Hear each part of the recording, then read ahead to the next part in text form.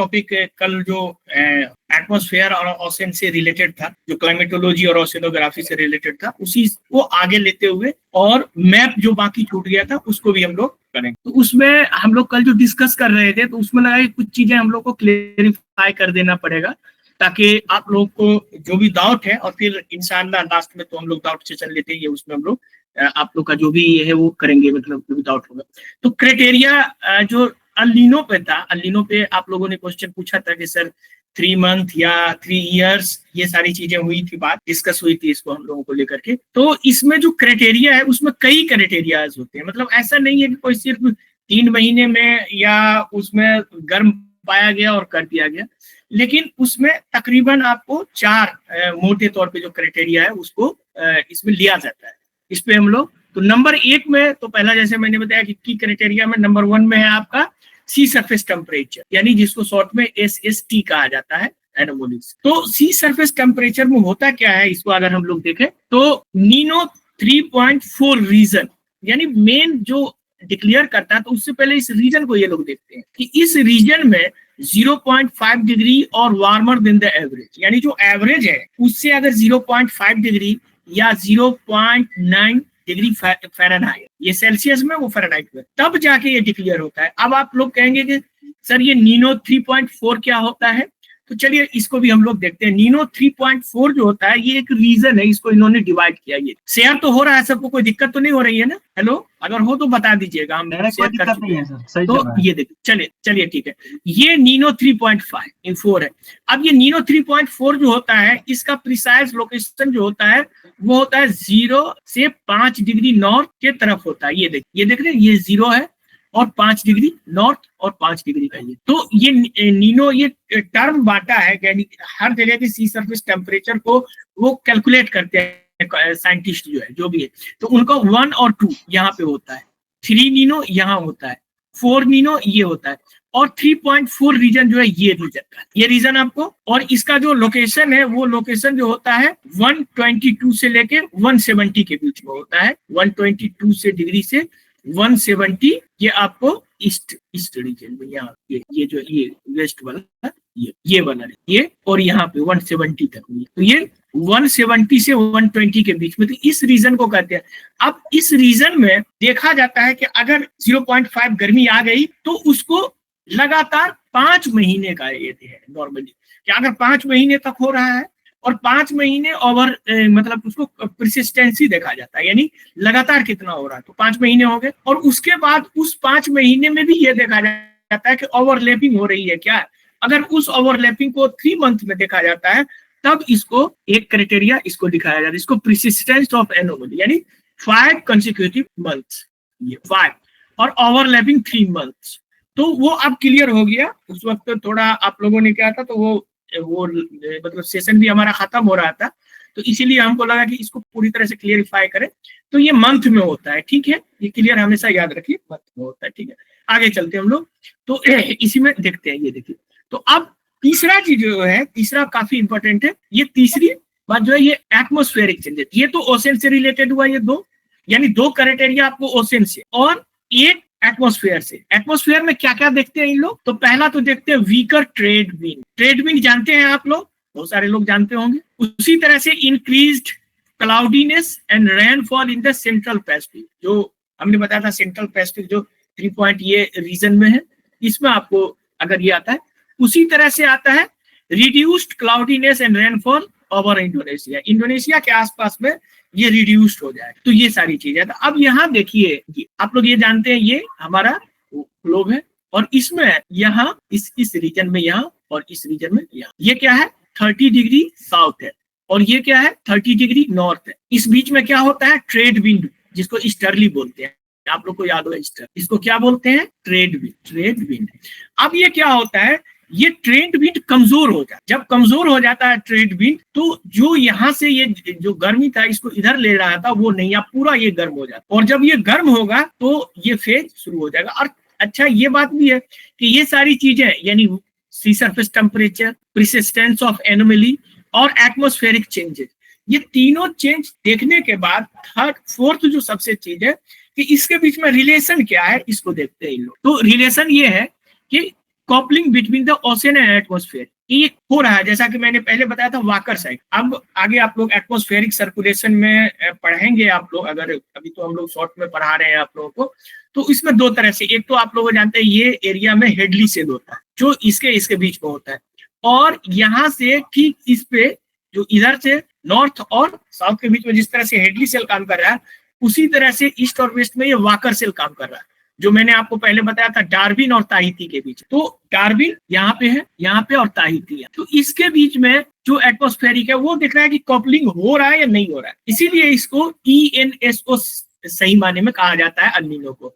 ENSO का मतलब होता है El Niño north and southern oscillation, El Niño southern oscillation, यानी ENSO कहा जाता है, या जिसको आप लोग नॉर्मल अल्नीनो कहते, तो साउदर्न ओसिलेशन इसको कहा जाता है। अब इसमें ये 4 क्राइटेरिया के बाद, ये सारी 4 क्राइटेरिया जब हो जाती है, तब इसके डेटा को रिसर्च में भेजा जाता है, और रिसर्च में भेजने के बाद तब जाके सरकार ऐलान करती है, मतलब ये वर्ल्ड मेट्रोलॉजिकल ऑर्गेनाइजेशन, कि ये अल्नीनो आने वाला है। और उसके बाद बाज़ाब्ता जाके तब गवर्नमेंट जिस कंट्री में ये इम्पैक्ट होता है, उस कंट्री के गवर्नमेंट के जो मेट्रोलॉजिकल ऑर्गेनाइजेशन है, वहां जाके बताया जाता है कि अब आप अनाउंस कर दीजिए कि अब अल्नीनो शुरू हो गया है। तो आई होप के ये क्लियर हो गया होगा सब लोगों को। तो अब हम लोग चलते हैं। तो जैसा कि मैंने बताया कि ये काफी जो मेन क्राइटेरिया है, ये बेसिकली ये है क्रिटिकल एस्पेक्ट जो है आपका, वो है एटमॉस्फेरिक कंडीशन और ये कॉपलिंग। ये अगर नहीं होगा जो हमने बताया था इससे पहले, आगे चलते हैं, यानी ऑसिलेशन, यानी आप समझिए ये ऑस्ट्रेलिया के पास है डार्विन और ताहिती। तो यहाँ अगर हाई होगा तो यहाँ लो प्रेशर होगा, और यहाँ अगर लो होगा तो फिर यहाँ हाई। तो इसके बीच में ये कॉपलिंग हो रहा है या नहीं हो रहा है? अगर ये नहीं हो रहा है तो नॉर्मल फेज है, कोई दिक्कत नहीं है। अगर हो रहा है तो पॉजिटिव या निगेटिव फेज हो सकता। तो ये अल्नीनो के बारे में आप लोग जानते होंगे। और जिस तरह से अल्नीनो का फिनोमेनन है, उसी तरह से मैंने आप लोगों को बता दिया था कि हर ओशन में ये मोटे तौर पे होता है। इंडियन ओशन में इंडियन ओशन डाइपोल है, पॉजिटिव फेज निगेटिव फेज। इस पे क्या होता है इंडियन ओशन में, इसको भी थोड़ा सा देख लीजिए, ये भी पूछा जाता है आप लोगों को, इसीलिए थोड़ा थोड़ा समझाते हुए चलते हैं आप लोगों को। ये देखिए पॉजिटिव फेज में क्या होता है, वेस्टर्न इंडियन ओशन जो है सो गर्म हो जाता है, यानी यहाँ लो प्रेशर का बेल्ट और ये हाई प्रेशर का बेल्ट यहाँ बन जाता है, यानी यहाँ बारिश ज्यादा होगी, यहाँ सूखा पड़ जाएगा, बारिश नहीं होगी। अब ये पॉजिटिव फेज। निगेटिव फेज जब होता है तो क्या होता है, ये एरिया गर्म हो जाता है, मीन्स यहाँ लो प्रेशर का बेल्ट बनेगा और यहाँ आपको हाई प्रेशर का बेल्ट, यानी ये एरिया पूरा सूखा हो जाएगा, ये पूरा एरिया, और यहाँ बारिश जम। तो इस तरह से पॉजिटिव और नेगेटिव, इस तरह इंडिया, चूंकि ये इंडियन ओशन में, इसीलिए इसको इंडियन ओशन डाइपोल कहा है। आगे नॉर्थ अटलांटिक के बारे में हम लोग कर चुके थे, तो चलिए आगे हम लोग अब आर्टिक डाइपोल, अटलांटिफिकेशन, इस पे भी हम लोग कर चुके थे ये सारी चीजें। आगे हाँ, अब हम लोग चलते हैं, ये काफी इंपॉर्टेंट है, खास करके ये जो है सैम, या जिसको कहा जाता है साउदर्न एलुनर मोड। ये साउदर्न एलुनर मोड जो है ये काफी इंपॉर्टेंट हो जाता है, क्योंकि ये ऑस्ट्रेलिया और उसके आसपास के पूरे मौसम को ये इम्पैक्ट करता है, ये सैम जो। और ये जो सैम है ये बेसिकली एंटार्क्टिक ऑसिलेशन भी इसका नाम है, यानी अदर नेम इसको अगर हम लोग देखें तो एंटार्क्टिक ऑसिलेशन भी है। और ये जो ऑस्ट्रेलिया, न्यूजीलैंड और एंटार्क्टिका, ये तीनों के बीच में ये वेल स्टडीज जो उससे ये पता चलता है। अब इसमें होता क्या है कि नॉर्मली जो है हम लोग जानते हैं जेट स्ट्रीम भी आगे जब हम लोग पढ़ाएंगे आपको तो जानिएगा, पोलर जेट स्ट्रीम। तो ये बेसिकली अंटार्कटिका से माइग्रेट करता है और ये काफी नजदीक तक आ जाता है, और जिसके वजह से आप देखेंगे कि ऑस्ट्रेलिया, साउथ अफ्रीका और साउथ अमेरिका, ये पूरा एरिया में ये आप देखेंगे कि जो है सो इस पे असर पड़ता है और ये फीलिंग होता है। अब इसका असर आप देखें आगे, तो ये नॉर्थ साउथ बेसिकली ये 2 हफ्ते तक आपको रहता है, लेकिन आप देखेंगे इसका टाइमिंग ड्यूरेशन रैंडम होता है, ऐसा नहीं है कि एक फिक्स फेज में आता है। अभी भी बहुत सारे ऐसे चीजें हैं जो अल्नीनो या लानिनो की बात हम करें, या जो साउदर्न ऑसिलेशन है, या सैम की हम लोग बात करें, साउदर्न एलुनर मोड, ये भी नया फेनोमेनन है जो मैंने आपको बताया। ये जब पॉजिटिव होता है तो जेट स्ट्रीम क्या होता है, काफी तगड़ा हो जाता है, और कोल्ड एयर जो है काफी पोल के तरफ चलने लगता है। और जब निगेटिव होता है तो एटमॉस्फेरिक लो हो जाता है, और रेन और स्टॉर्म कहाँ आता है आपको, मिड लैटिट्यूड पे, यानी मिड लैटिट्यूड में मतलब जो ऑस्ट्रेलिया न्यूजीलैंड के पास है, वहां काफी बारिश वगैरह होती है। इसको हम इस तरह से देखेंगे, ये क्या है, सर्कमपोलर फ्रंट। और ये देखिए, ये जो आप देख रहे हैं, ये आपको पोलर जो है जेट है ये। अब यहाँ पे आप देखेंगे तो ये सिस्टम है जब निगेटिव सैम, यानी जब निगेटिव सैम होता है तब क्या होता है, आपको ऑस्ट्रेलिया में बारिश होगी, यहाँ बारिश होगी, यहाँ तक हो जाता है, और ये जेट स्ट्रीम यहाँ तक। लेकिन जैसे ही जब पॉजिटिव सैम होता है तो ये पूरा एरिया इधर सिकुड़ जाता है, यानी जेट स्ट्रीम का मूवमेंट है, समझिए। जो आप लोग जब आगे पढ़ेंगे प्रेशर बेल्ट और ये सब काफी इंपॉर्टेंट होता है, ज्योग्राफी का एक चैप्टर ही है एटमॉस्फेरिक सर्कुलेशन, जो हम लोग चैप्टर पढ़ाते हैं। तो उसमें आप देखेंगे ये पूरा अंटार्कटिका की तरफ आ जाता है, और जब आता है तब आप देखेंगे कि यहाँ सूखा पड़ जाएगा ये पूरा एरिया, और ये जब सूखा हो जाएगा तो अब यहाँ और यहाँ पे सूखा। तो ये फर्क होता है दोनों में। आगे हम लोग इसी में देखेंगे इस सैम के बारे में। अब कुछ चीजें ऐसी है जो काफी इंपॉर्टेंट है, वो आप लोगों को न्यूज में जो आता है करंट में, तो वो भी आपको जानना जरूरी हो जाता है। जिसमें सबसे इंपॉर्टेंट है मेडिकेन्स, यानी ये मेडिटेरेनियन से और हॉरिकेन्स का मिक्सर है, यानी इसको सुपर चार्जिंग स्टॉर्म भी कहते हैं, सुपर चार्जिंग स्टॉर्म कहा जाता है। अब इसमें होता क्या है कि इसमें काफी आप देखेंगे नॉर्थ अफ्रीकन कोस्ट में ये इसका काफी इम्पैक्ट पड़ा था मेडिटेरेनियन से, और सिमिलर हॉरिकेन्स के जैसे या टाइफून के जैसे आता है, लेकिन ये कूलर वाटर। जैसे हम लोग जानते हैं क्या होता है कि हॉरिकेन्स या टाइफून्स या आप साइक्लोन कह लें, ट्रॉपिकल साइक्लोन करें, ये सारा चीज एक ही होता है। तो जब ये होता है तो इसके लिए वार्म टेम्परेचर चाहिए, लेकिन ये कोल्ड टेम्परेचर में ही बन जाता है मेडिकेन। और ये आप देखेंगे कि ये मैंने बताया था मेडिटेरेनियन और हॉरिकेन का मिक्स करके ये यूज किया गया। इसको हम आगे देखते हैं। तो ये मेडिकेन डैनियल था, ये 2023 में आया था 9 सितंबर को, या काफी ये था। और इससे ये एरिया जो समझिए इसमें पानी वगैरह नहीं रहा, इसमें अचानक इतनी बारिश हो गई कि बाढ़ आ गया था, और ये न्यूज में आया। ठीक है, तो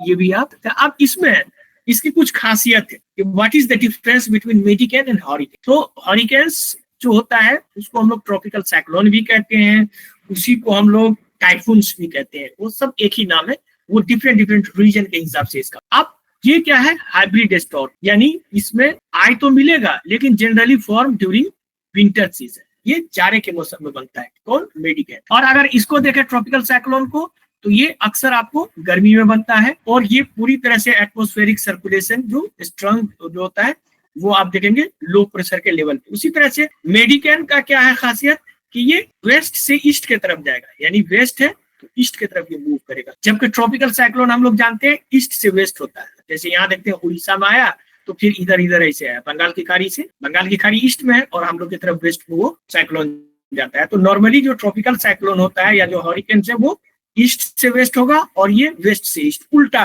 दे have strong wind spinning around the core and ट्रोलियर। अब इसका जो कोर रहता है और उसके पास काफी स्ट्रॉन्ग विंड होता है और काफी तेज बारिश होता है, और इसका जो होता है विंड, ये चारों तरफ सेंट्रल आई जो होता है वो क्लियर होता है, मतलब उसमें जब इसका आप देखेंगे साइक्लोन का जो सेंट्रल आई होता है वहां बारिश नहीं होती। उसी तरह से counter clockwise in northern hemisphere और clockwise in the southern hemisphere, ये आप लोग जानते हैं। उसी तरह से ये काफी रैपिडली मतलब जो है तो खत्म हो जाता है, यानी समझिए कि 24 से लेकर 48 घंटे के अंदर हो जाता है, जबकि ये लॉन्ग होता है। आप जानते हैं जब साइक्लोन आता है तो हम लोग जानते हैं कि साइक्लोन कई हफ्तों तक रहता है, आप लोग न्यूज में सुनते होंगे कि अचानक ऐसा हो गया। हेलो, हाँ जकी सर होल्ड कीजिएगा, हाँ होल्ड कीजिएगा।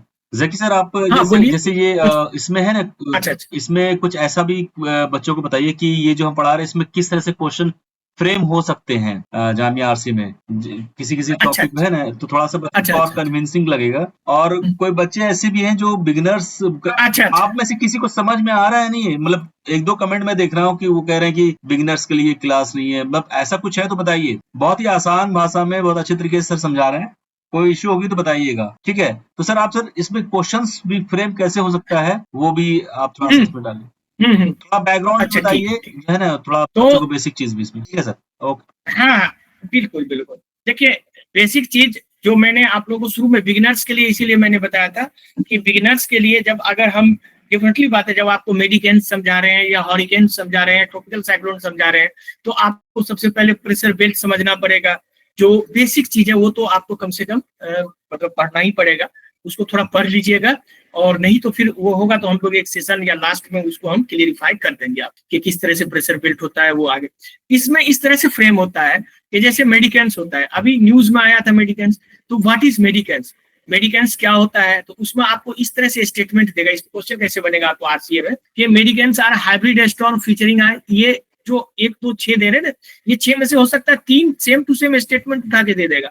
अब बोलेगा कि which of the following statement are correct regarding the medicanes, एक तो ये पूछ सकता है। दूसरा तरीका ये हो सकता है कि ये सारे सही देगा, एक गलत दे देगा, तो विच इज नॉट करेक्ट भी पूछ सकता है। तो ये 2 तरह का क्वेश्चन, चूंकि ये टर्म मेडिकेल न्यू आया है, तो जो क्वेश्चन बनता है, चाहे वो यूपीएससी का आपका क्वेश्चन बनता हो या जामिया आरसीए का क्वेश्चन बनता है, दोनों में हमने देखा है या आप लोगों ने भी पीवाई की देखा होगा, तो दोनों में करंट से जुड़ा हो। इतना आप हमेशा समझ लीजिए, जो करंट में क्या क्या आया है वो इसलिए आता है क्योंकि जो आप ट्रेडिशनल पढ़ते आ रहे हैं। लेकिन एक चीज जरूरी है, चाहे आप ज्योग्राफी पढ़ रहे हो या आप इन्वायरमेंट या इकोलॉजी पढ़ रहे हो, तो उसका जो बेसिक्स है वो आपको जरूर समझना पड़ेगा। और चूंकि यहाँ 10 दिन है तो हम तो पूरा बेसिक्स नहीं पढ़ाएंगे, पूरा बेसिक पढ़ाएंगे तो फिर आपको एटमॉस्फेरिक सर्कुलेशन आपको पढ़ाना पड़ेगा, pressure, high pressure, low pressure belt कैसे बनता है वो भी बताना पड़ेगा।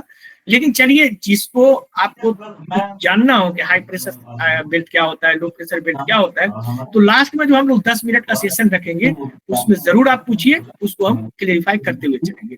जहां तक क्वेश्चन का बात था, तो जैसे मैंने बताया कि ये किस तरह से डिफरेंसेस है, तो ट्रॉपिकल साइक्लोन के बारे में भी ये पूछ सकता है। Tropical cyclone last long month, और ये जैसे 24 से 20, तो इसमें ये दे देगा कि which of the following characteristic are not belong to या नॉट एसोसिएटेड विद मेडिकेल, इस तरह से क्वेश्चन आपका आ सकता है। ठीक है, अब इसका जो इंटेंस होता है विंड का, ये थोड़ा कम होता है, इसकी हवाएं कम होती है, क्योंकि ये उतना इंटेंस नहीं होता, 30 माइल से 70 माइल होता है, जबकि इसका 150 से 200 माइल्स तक। और ये आपको वंस 1 से 2 बार होता है साल में।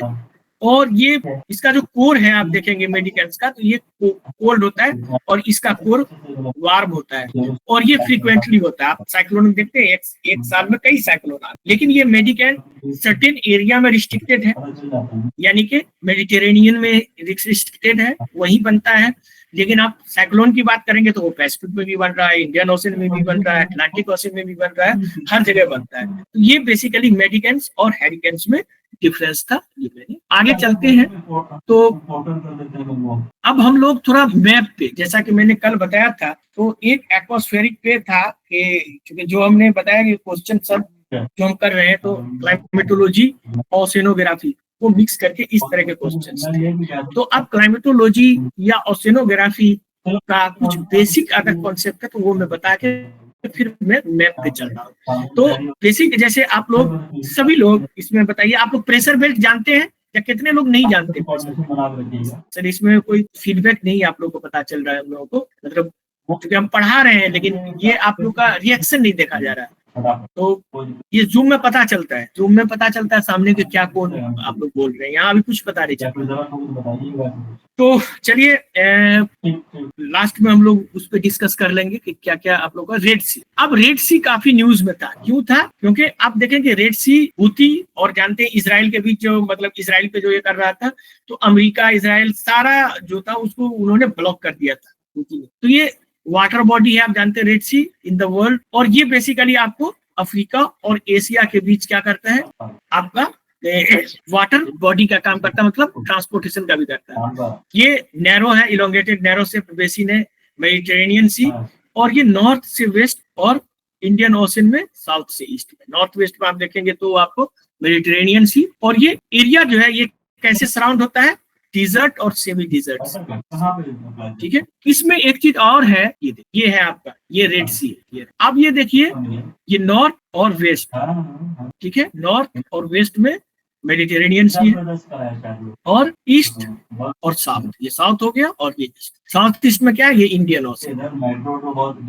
अब एक क्वेश्चन पूछा था, आप लोग को याद होगा इस पे क्वेश्चन क्या आया था, यूपीएससी में आया था, जामिया आरसीए में आता है। आप लोग चूंकि डिफरेंटली बात है, जामिया आरसीए में एडमिशन ही इसलिए ले रहे हैं कि आपको यूपीएससी क्लियर करना है, तो यूपीएससी को भी हम लोग लेते हुए चलते हैं। तो यूपीएससी में ये पूछा था कि ये जो रेड सी है इसमें कोई भी नदी नहीं गिर, तो उसमें है कि ये गलत है, इसमें नदी है, ठीक है। और मतलब इसमें मेजर रिवर कोई नहीं गिरता है, लेकिन छोटी छोटी नदियां यहाँ है। यहाँ पे आप देखेंगे यमन के पास। इसको और इनलार्ज करते हैं अगर हम लोग देखें तो, ये एरिया को और इनलार्ज करती है तो यहाँ पे आपको ये एक यहाँ पे एक रिवर है।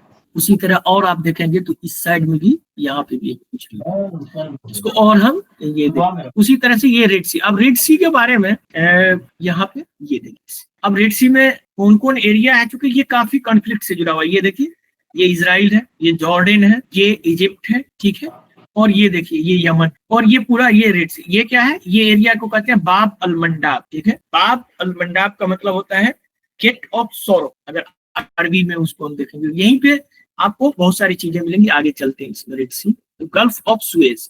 अब ये गल्फ ऑफ सुएज जो है, ये नॉर्थ वेस्टर्न जो हमने बताया था कि मेडिटेरेनियन है, रेड सी के ऊपर में वहां है। और ये बेसिकली जो है रेड सी और सैनी पेनिनसुला जो इजिप्ट में है उसमें ये पड़ता है, उसके बीच में। और ये थर्ड और triple junction of the rift system है, ये गल्फ ऑफ एक्वा। अब इसको इस तरह से देखें हम लोग तो मेडिटेरेनियन सी जो है वो सुएज कैनाल के जरिए जुड़ा हुआ है, और ये सबसे इंपॉर्टेंट शिपिंग रूट है। यानी आप समझिए यूरोप और एशिया, यानी चाइना भी अगर इंग्लैंड भेजेगा तो यही रास्ता से जाएगा, और ये सबसे ज्यादा इंपॉर्टेंट है। और यही इस रूट पे जो है आप देखेंगे कि पूरा इसको कब्जा कर ये इजराइल का, और ये गल्फ ऑफ सुएज। अब सुएज कैनाल है, यहाँ पे देखिए पोर्ट बंदर है, ये पोर्ट सईद है, और ये सुएज इजिप्ट, पूरा इजिप्ट है, यहाँ आपका इजराइल है। अब यहाँ पे आप देखिए, ये गल्फ ऑफ सुएज है, ये रेड सी। यहाँ पे भी, इसमें भी ये रेड सी का गल्फ ऑफ सुएज जो है, ये रेड सी का ही आपका यहाँ से पूरा पार्ट है। ये गल्फ ऑफ सुएज जो यहाँ से ये पूरा रेड सी है। तो रेड सी में ये भी नदी गिर रही है, ये भी नदी गिर रही है। तो इस तरह से क्वेश्चन मतलब यूपीएससी में पूछा है, आपके जामिया आरसीए में भी मैप से पूछता है आपको, तो ये क्वेश्चन आपके इंपॉर्टेंट बन जाता है। उसी तरह से gulf of Aqaba, gulf of Eilat, ये सारी चीजें इसके तरफ है। और इसमें देखेंगे कि इसका जो कोस्ट लाइन है इजिप्ट, इजराइल, जॉर्डन और सऊदी अरबिया से ये जुड़ा हुआ है। इसमें हम लोग देखेंगे northern most coral reef of the world, ये देखिए, यानी जो कोरल रीफ होता है वर्ल्ड में, उसमें सबसे नॉर्दर्न मोस्ट कोरल रीफ जो है वो इलाट शोर पे मौजूद है, जो अभी था, लेकिन अब कुछ इसमें भी करंट अफेयर्स जुड़ा है। और अब नया वाला जो आया वो जापान में आया, जापान में आया है, जिसको तुशिमा आइलैंड में है। ये 34 डिग्री नॉर्थ, ये 34 डिग्री नॉर्थ पे तुशिमा। तो अगर आपसे ये भी क्वेश्चन पूछा जाए कि सबसे northern most coral reef, normally क्या होता है कि जो कोरल रीफ का फीचर्स होता है वो ट्रॉपिकल सी में हो। ट्रॉपिकल सी का मतलब हो गया कि वो, अगर यही मैंने अभी बताया था कि प्रेशर बेल्ट जो होता है, वो भी थोड़ा समझिएगा। तो प्रेशर बेल्ट इस तरह से होता है, यहाँ पे मैं मान लीजिए कि ये ग्लोब है, और ये इक्वेटर है, और ये इधर और इधर, ये 30 डिग्री नॉर्थ और ये 30 डिग्री साउथ है। तो ये पूरा एरिया ट्रॉपिकल एरिया है। अब ये ट्रॉपिकल जो क्लाइमेटोलॉजी पढ़ेंगे हम लोग, तो 30 डिग्री नॉर्थ और 30 डिग्री साउथ के बीच का पूरा एरिया ट्रॉपिकल कहलाता है। तो अब ये देखिए क्या है, ये 34 डिग्री नॉर्थ, ये जो है तुशिमा आइलैंड। तो यहाँ पे भी कोरल रीफ मिला है, ये एक नया रिकॉर्ड था। ये भी उसी तरह से आगे हम लोग देखेंगे तो इसी का, ये तुशिमा आइलैंड जापान में, जो ये तुशिमा आइलैंड, ये जापान, ये साउथ कोरिया है, साउथ कोरिया के साउथ में, ये 34 डिग्री नॉर्थ, 34 डिग्री, ठीक है। ये तुशिमा आइलैंड, ये सबसे अभी जो यहाँ था, तो यहाँ पे इससे पहले सबसे नॉर्दर्न मोस्ट ये था, ये यहाँ कोरल रीफ, और इसका रिकॉर्ड तो रहा है वो जापान। आगे बाब अल मंडाब, बाब अल मंडाब जो है गेट ऑफ ग्रीफ कहा जाता है, गेट ऑफ टीयर्स भी इसको बोलते हैं। ये बेसिकली यमन जो अरबियन पेनिनसुला में, यमन और जिबूती और इरिट्रिया, ये 3 कंट्री के बीच में ये मिलता है। बाब अल मंडाब भी काफी इंपॉर्टेंट है, यानी जितने भी नेविगेशन होता है और जो भी शिप से जाता है, तो उस शिप को ये बाब अल मंडाब से ही गुजरना पड़ेगा। अब बाब अल मंडाब से गुजरने के बाद फिर वो आपको पोर्ट पे जाएगा, तो ये काफी इंपॉर्टेंट हो जाता है। अब इसको देखेंगे कनेक्ट क्या करता है, रेड सी को मेडिटेरेनियन से, ये रेड सी को इंडियन ओशन।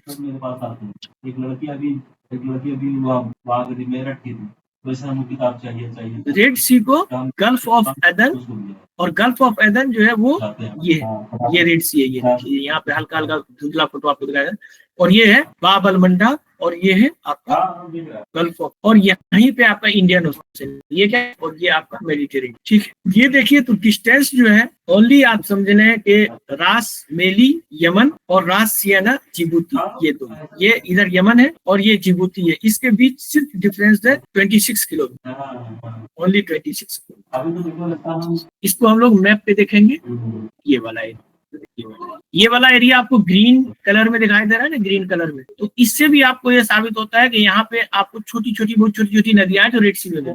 और ये क्वेश्चन बहुत बच्चे ने गलत किया था। इवन आप सोचिए कि जब पिछले साल आया यूपीएससी का क्वेश्चन, तो धरभरी में बहुत सारे बड़े बड़े कोचिंग भी गलत आंसर दिए थे कि नहीं रेड सी में एक भी नहीं मिलता, एक भी नहीं मिलता, लेकिन उसमें उन्होंने टर्म पे गौर नहीं किया। ये टर्म पे गौर करना बहुत जरूरी होता है जब आप कोई भी एंट्रेंस एग्जाम देते हैं, चाहे जामिया आरसीए हो या यूपीएससी हो, क्योंकि वो पूछ क्या रहा है ये भी बहुत जरूरी होता है आपको समझने के लिए। क्योंकि वो ये कह रहा था, अगर ये कहता कि कोई भी इंपॉर्टेंट रिवर रेड सी में नहीं गुजरती है तब तो सही था, लेकिन ये कह रहा है कि कोई भी रिवर नहीं, तो फिर दिक्कत हो गया। जैसे कि हम लोग आते हैं, उसमें कहता है कितने इंपॉर्टेंट आदमी आए हैं, तो ठीक है, कोई भी नहीं आया है तो उसमें फर्क हो जाता है ना।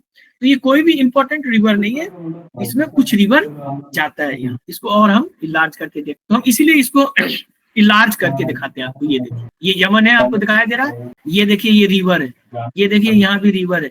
और ये मैंने पिछले साल एग्जाम से पहले यूपीएससी वाले को भी बताया, उसमें बहुत सारे बच्चे ने सही मारा था। ये ऑल रिवर्स मतलब नहीं, कुछ रिवर जाती है। तो अब यहाँ देखिए ये एरिया, ये गल्फ ऑफ देख रहे तजोरा, इसका नाम है गल्फ ऑफ तजोरा। ये एरिया ये जिबूती के पास, ये देखिए बाबल मंडे में, और ये आपका यमन। इसको और आगे हम लोग गल्फ ऑफ तजोरा जो अभी बताया थी, ये हॉर्न ऑफ अफ्रीका के पास है बाबल मंडे।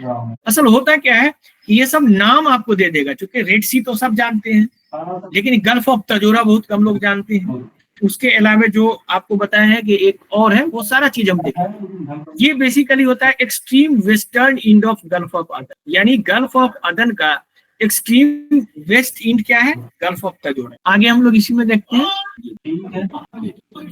यानी इससे इधर फिर आपका लैंड आ जाता है, और ये जिबूती है, और ये gulf of Aden, gulf of Aden, gulf of Tadjoura, ये सब गल्फ ऑफ अदन सब लोग जानते हैं, लेकिन ये गल्फ ऑफ तजोरा यहाँ। उसके बाद है टीरन आइलैंड। टीरन आइलैंड भी बहुत इंपॉर्टेंट है, ये basically entrance of the strait of Tiran, और ये जो है रेड सी को गल्फ ऑफ अक्वा से कनेक्ट करता है। खास करके जब गल्फ ऑफ अक्वा जो इसका जो है इजिप्ट का जो साइना पेनिनसुला है, और उसके बगल से जो आप जाते हैं तो आपको वहां ये इजराइल के पास, तो इजराइल का रास्ता यही है, यानी इजराइल का only way to access from gulf of, यानी इजराइल जो इसको करता है, तो अगर ये स्ट्रेट ऑफ टेरन को अगर बंद कर दिया जाए टीरन को, तो इजराइल के लिए मुश्किल हो जाएगा, लेकिन किसी की हिम्मत नहीं है कि ये सब करे।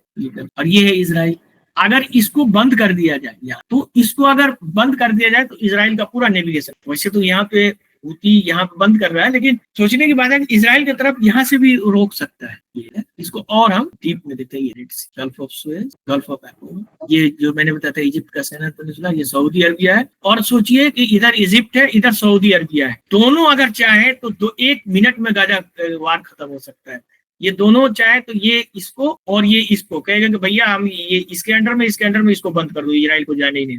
लेकिन अफसोस की बात ये है कि दोनों इजराइल की मदद करते हैं। अब हम लोग देखेंगे Shadwan island. Shadwan island the largest group of island in the mouth of gulf of Suez. कुछ पूछना चाह रहे हैं आप लोग? लास्ट में हम लोग इसको कर लेंगे 10 मिनट में। तो ये देखेंगे नॉर्दर्न रेड सी में आपको है, और ये बेसिकली टूरिस्टिक साइट है और अंडर वाटर डाइविंग और फिशिंग के लिए इम्पोर्टेंट है।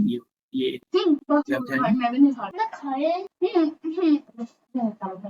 गल्फ ऑफ सुएज में मैं किसके लिए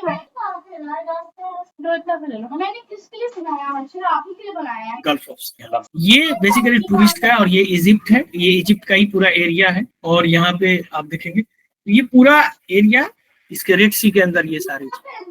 कभी कभी आप लोग को इस तरह से क्वेश्चन पूछ देगा कि ये सारे आइलैंड या 2-4 को दे देगा, बोलेगा ये कहाँ है, रेड सी में है या किस जगह है, या रेड सी में क्या क्या है, ये भी क्वेश्चन आपसे पूछ सकता है।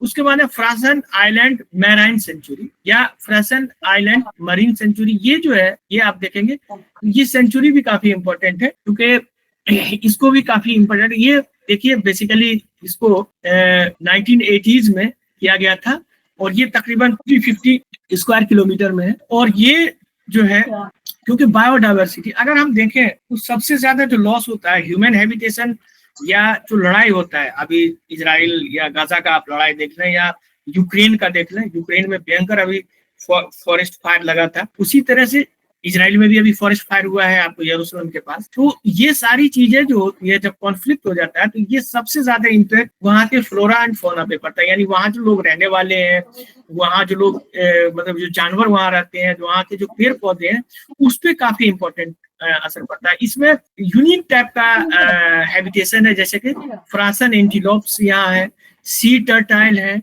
सूरा ट्रीज है, ये जो है, और मंगरू, ये सारी चीजें काफी इंपॉर्टेंट है जो यहाँ पाए जाते हैं इस सेंचुरी में। इसको world network of biosphere reserve में भी यूनेस्को जोड़ा है, जिसको मैन एंड बायोस्फीयर प्रोग्राम से रिलेट। अब ये देखिए, मैन एंड बायोस्फीयर प्रोग्राम से रिलेट किसको किया गया है, तो फ्रांसन आइलैंड मैराइन सेंचुरी। तो इसको भी हम लोग मैप पे देखेंगे, क्योंकि ये यूपीएससी के पॉइंट ऑफ व्यू से काफी इंपॉर्टेंट आपके लिए हो जाता है।